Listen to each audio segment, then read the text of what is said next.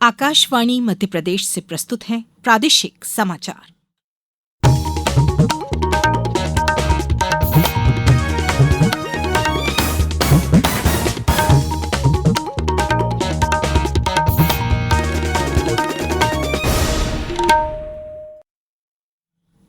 नमस्कार, समाचारों के साथ मैं राना शाहिद।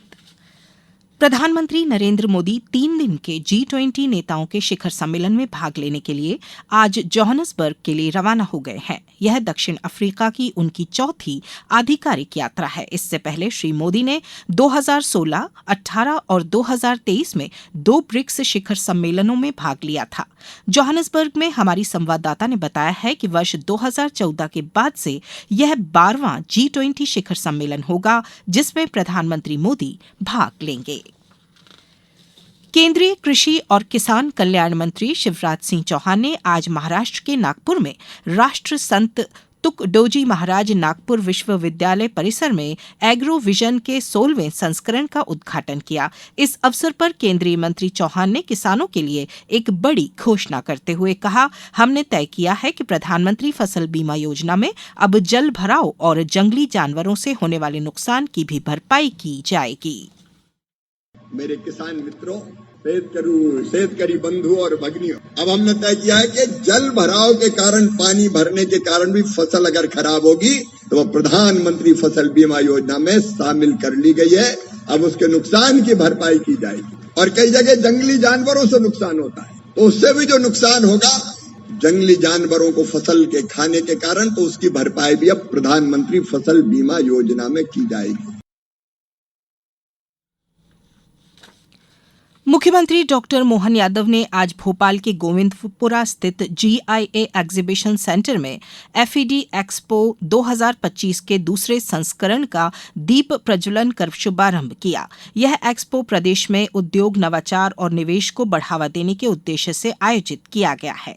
कार्यक्रम में मुख्यमंत्री ने कहा कि ऐसी प्रदर्शनी से उद्यमिता को नई दिशा मिलती है और प्रदेश में औद्योगिक विकास की संभावनाएं मजबूत होती हैं। मुख्यमंत्री डॉक्टर मोहन यादव आज विदिशा जिले के आदर्श ग्राम पंचायत कागपुर को 39 करोड़ 80 लाख रुपए लागत के विकास कार्यों की सौगात देंगे।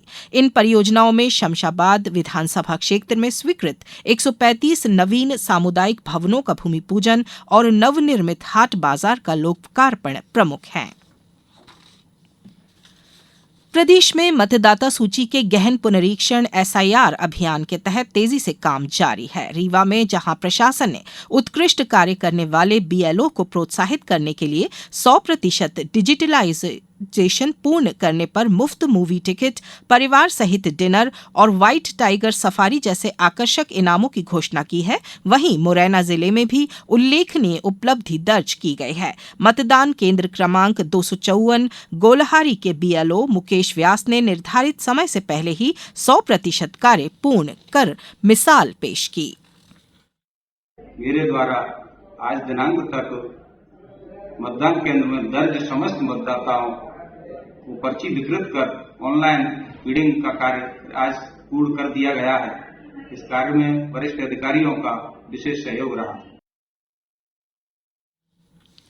विश्व विरासत सप्ताह 2025 के तहत राज्य संग्रहालय भोपाल में भारत की सौर परंपरा विषयक प्रदर्शनी का शुभारंभ हुआ, जिसका उद्घाटन संचालनालय पुरातत्व अभिलेखागार एवं संग्रहालय की विभागाध्यक्ष उर्मिला शुक्ला के निर्देशन में किया गया। प्रदर्शनी में सूर्य उपासना से जुड़े शैलचित्र, सिंधु सभ्यता के अवशेष, प्राचीन मुद्राएं तथा शुंग, कुषाण, गुप्त और मध्यकाल की सौर प्रतिमाएं आकर्षण का केंद्र रहीं।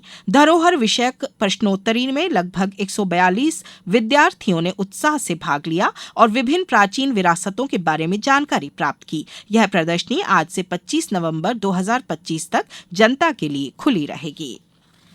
पहाड़ी राज्यों में हो रही लगातार बर्फबारी के कारण मध्य प्रदेश में पिछले 15 दिनों से कड़ाके की ठंड पड़ रही है, जहां बीते 24 घंटे में भोपाल, इंदौर समेत 12 प्रमुख शहरों का न्यूनतम तापमान 10 डिग्री सेल्सियस से नीचे दर्ज किया गया और राजगढ़ 7.5 डिग्री के साथ प्रदेश का सबसे ठंडा स्थान रहा। अब कुछ समाचार संक्षेप में। मुख्यमंत्री डॉक्टर मोहन यादव कल हैदराबाद में एक उच्च स्तरीय इंटरैक्टिव सेशन में दक्षिण भारत के प्रमुख उद्योगपतियों से सीधा संवाद करेंगे। इस बुलेटिन में बस इतना ही। अगला बुलेटिन शाम 7:10 10 पर नमस्कार।